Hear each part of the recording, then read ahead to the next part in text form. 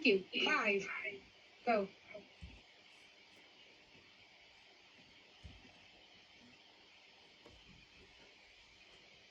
Hopefully you can see me and see my screen. Let me move this. Yes. Cool. Okay. Brown nosing to the sponsors. Thank you to the sponsors, because without you, we wouldn't be able to make this happen. Today, I'm going to talk about ISO 19650. And in 5 minutes, I hopefully will cover 3 things. Why care about it? Why is this new BIM number standard, as Karen referred to it, important? What is it? What are the pieces of that? And then some resources to help you as you implement, if it becomes a thing for you in your practice. Let's start with a few quotes from BIM professionals in our space in the US. We seem to start each project from scratch. Maybe you can be familiar with that sort of problem, that sort of challenge. I'm always missing information and not able to complete my tasks, maybe.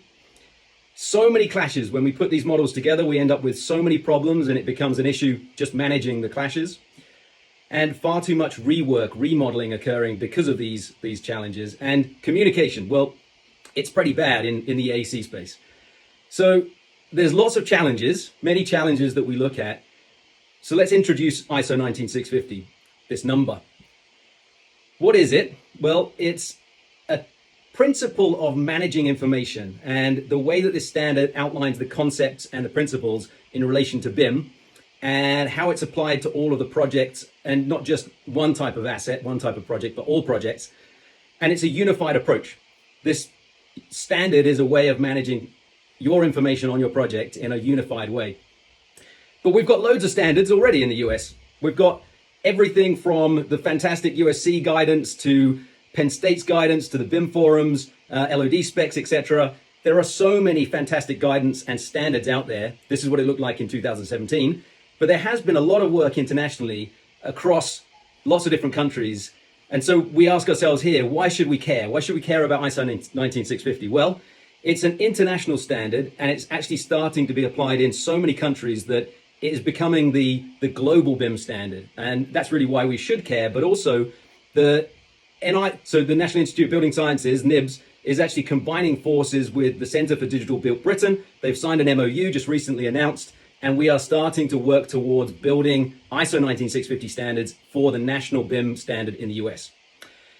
Okay, they're important, but what actually are they? And don't get scared about this part, but there's a lot. This is a picture of it on my desk. There are many standards, but at the heart of the ISO 19650 process is this workflow of 8 steps.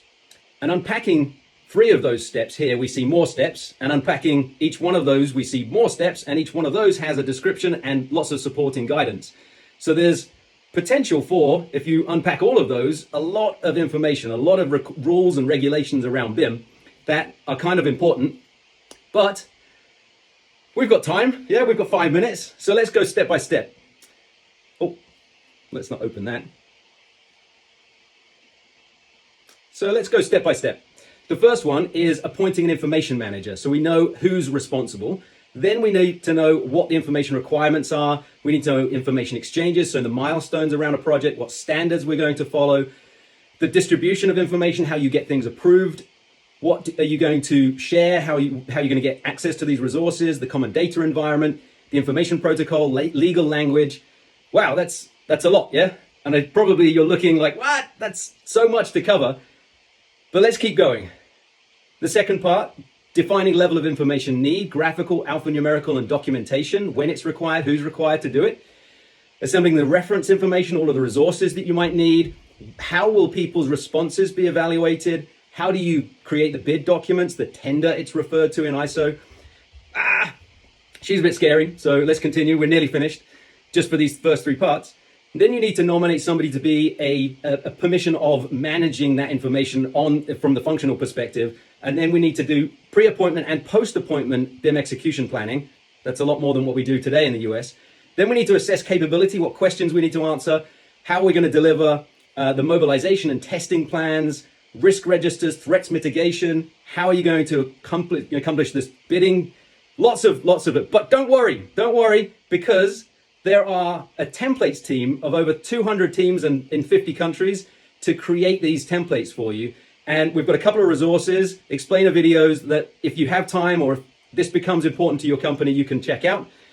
We've also, that team has simplified the workflow, and there's a resource diagram there you can download. And if that's not all, we've also, and this is the plug for plan early, don't plan late, but plan early. You can have access to all of those templates and simply click which ones you want to be able to create your project documentation, as simple as that.